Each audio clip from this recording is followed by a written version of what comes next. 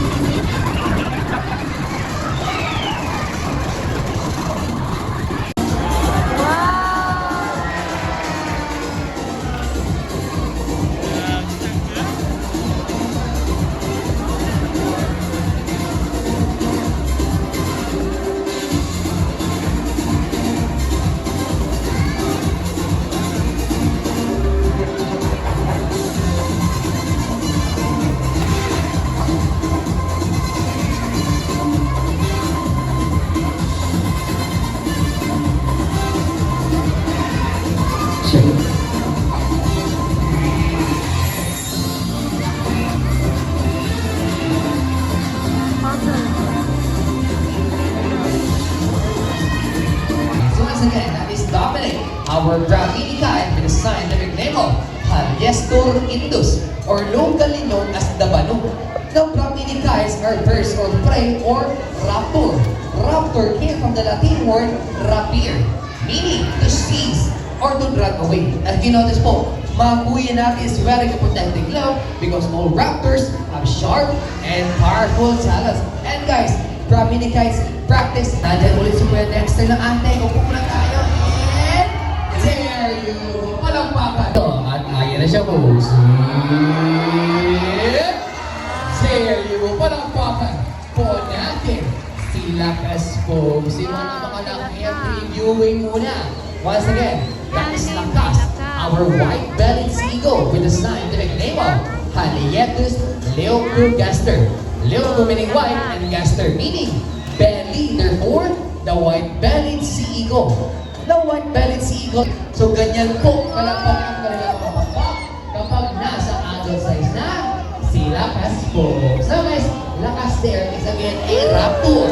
Raptor came from the Latin word rapire, meaning to seize or to run away. As we notice po, Kuya Siren is wearing a protective glove because all raptors have sharp and powerful talons. Now guys, here belonging to, therefore, belonging to Mindanao. As you can see guys, their bills or kanilang mga tuga, it comprises 30% of its body.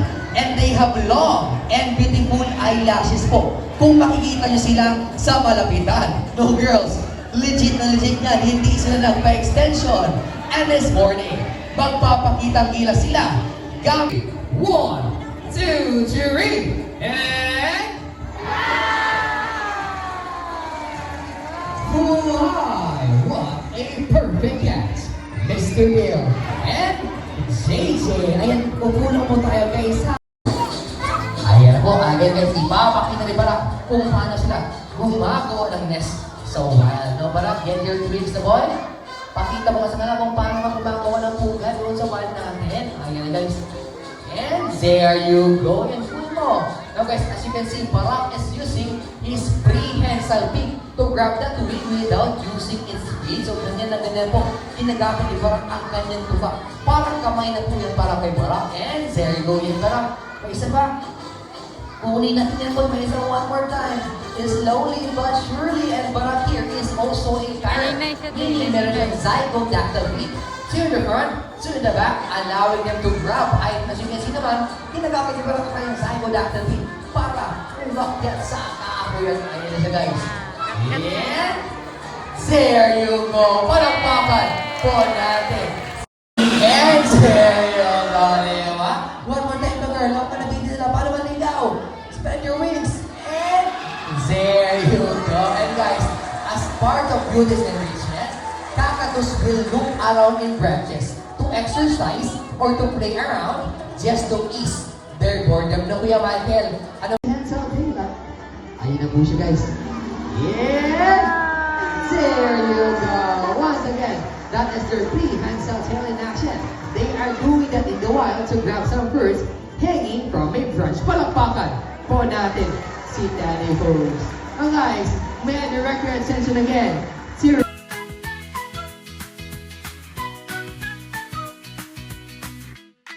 better future, mabuhay o banayaw. Nagkakasalamat sa inyong tanan. At syempre guys, as I promised earlier, sa mga bisita po natin na gusto mong pa-picture with our animal